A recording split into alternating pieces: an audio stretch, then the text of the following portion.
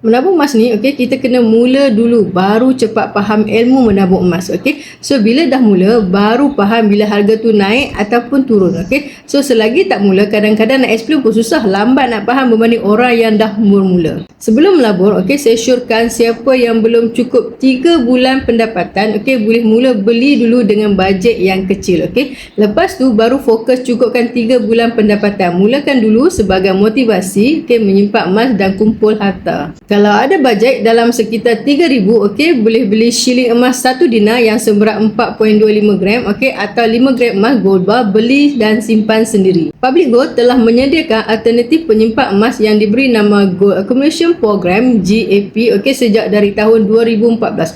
Ia memudahkan kita menyimpan untuk emas. GAP ni kaedah simpan emas paling mudah, okey, buat masa ni dekat Malaysia, okey. Ia cara paling murah dan boleh tambah simpanan dari masa ke semasa dengan minimum 100 untuk setiap kali pembelian, okey. Walaupun ia akaun emas, tapi kita boleh keluarkan emas itu dan simpan sendiri. Dengan bajet 100, okey, kita sudah boleh memiliki emas yang berketulinan, okey, 999.9. Sesiapa yang ingin mula menabung emas bersama Public Gold di bawah bimbingan saya, okey, boleh rujuk link di bio untuk saya bantu sebaiknya. Sesiapa yang nak buat pelaburan emas fizikal di Malaysia tetapi dia tidak tahu tentang kelebihan Public Gold, ia satu kerugian yang sangat besar.